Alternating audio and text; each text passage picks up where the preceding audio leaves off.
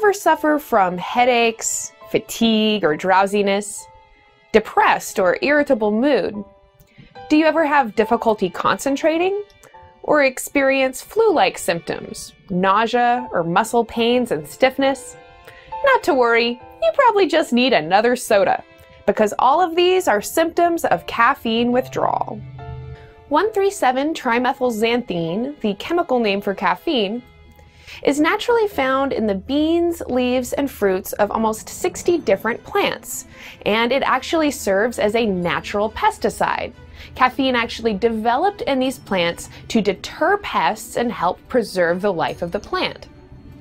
These days, caffeine is the most commonly consumed psychoactive drug, and it's estimated that around 90% of adults consume caffeine on a daily basis.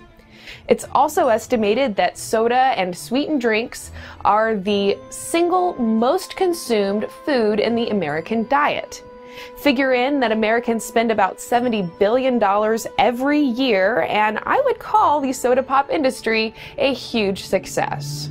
But before soda was ever available at a burger stand or vending machine, soda was sold exclusively by pharmacists. In the 1850s, drugstores actually sold soda to cure some physical malady or headache. The combination of caffeine and cocaine was known to be able to cure a headache, but pretty quickly they saw that clients would return with a rebound headache and would need to consume more soda. At the time, it was considered that these stimulants were safe, and it wasn't until 1914 that the use of cocaine and opiates in over-the-counter products actually became illegal. The craze over soda pop became even more intense with the prohibition of alcohol in 1919. In 1920, an article was published in Drug Topics, which stated, "The soda fountain is the most valuable, most useful, most profitable, and altogether most beneficial business-building feature assimilated by the drugstore in a generation." By the early 1920s, nearly every single drugstore had a soda fountain.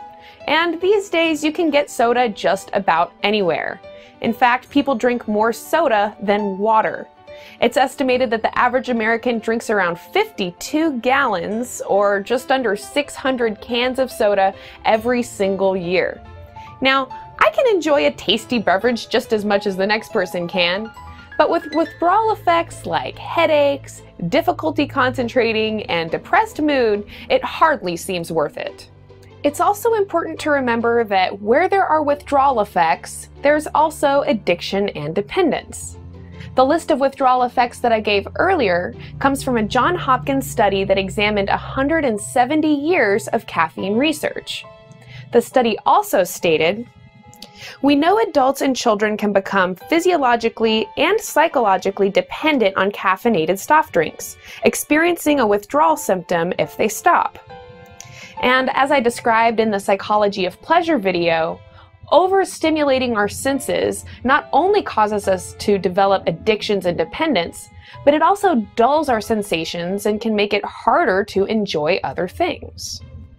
So too much high fructose corn syrup and aspartame aren't only going to rot your teeth, but they're also going to dull your senses so that it's harder to enjoy natural flavors and natural sweetness. But don't worry, just as you can dull your sensations, you can also get them back. And just a few days of abstaining from these sweeteners can help reset your senses so that you can enjoy those natural flavors again.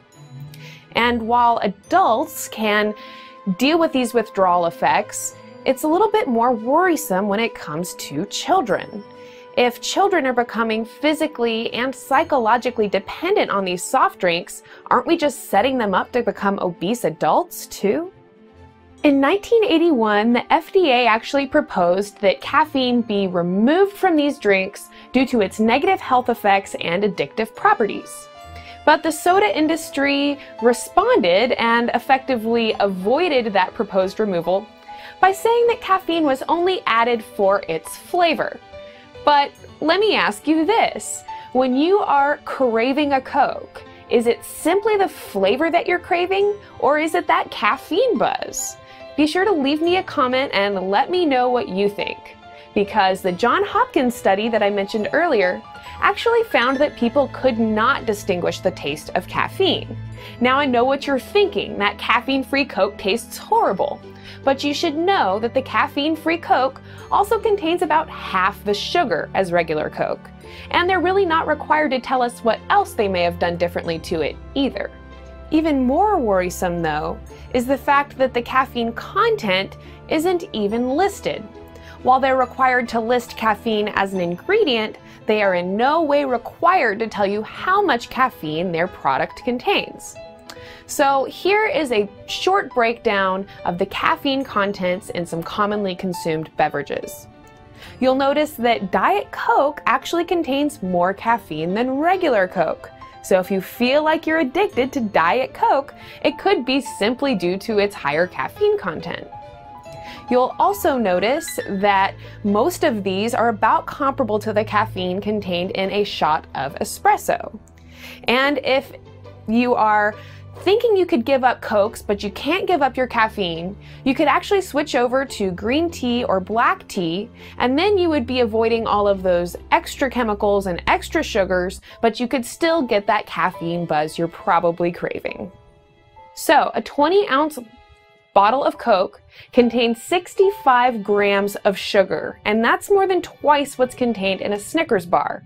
But most people don't even consider their pop as a dessert. It's something you have along with your burger and fries, along with your meal, or even while you're just running around running errands.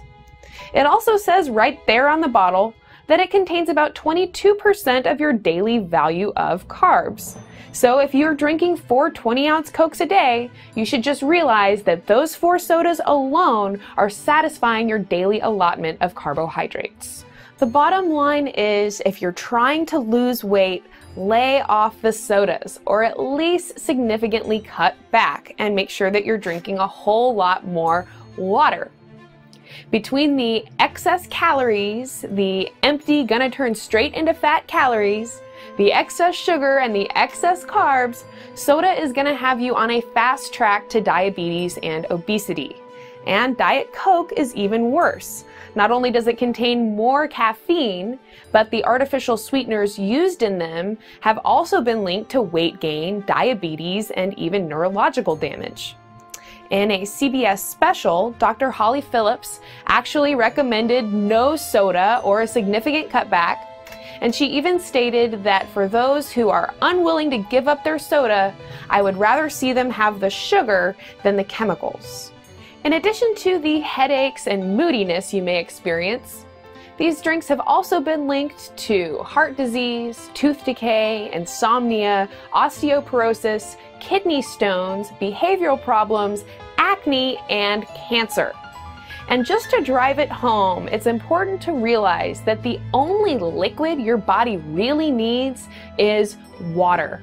And it's kind of bass-ackwards that we've ended up in a society where soda is the #1 most purchased grocery store item, and it doesn't have any nutritive benefits whatsoever. It actually has tons of health risks associated with it. But Coke spends a lot of money advertising to us and making sure that Coke is incredibly convenient for you. So if you are a Coke addict, it's okay, just know it's in your best interest to try and lay off. And if you don't give up soda to improve your health or your physical appearance, to lose some weight, or even to prolong your life, then give it up to save money. Or simply to make me happy. Have you ever worried that your intestinal organs might suddenly catch fire? Well, not to worry. It's very likely that you're actually consuming flame retardant. In a future video, we'll answer the question, why is there a flame retardant in my Mountain Dew? So now that you're deciding to give up sodas, you're probably gonna have problems getting started in the morning. You're probably gonna have problems with energy. So in a future video, I'm gonna give you the top 10 foods you can eat to help give you more energy so you can conquer your day. If you haven't already, please give this video a thumbs up. And if anyone you know is a pop drinker or pop addict, be sure to share this video. You can also go on Facebook and search for Psychetruth and friend me. Please friend me on the Facebook. To learn more about food chemicals and how they affect your health, check out my video, Are Food Chemicals Killing You? And to see the video I mentioned earlier that explains how consumption of sugar causes weight gain and excessive hunger, check out The Truth About Carbohydrates. Do you feel like soda pop is controlling your mind? Check out the video, Mind Control in a Can. And for the video I referenced earlier about overstimulation and addiction, check out my video, The Psychology of Pleasure.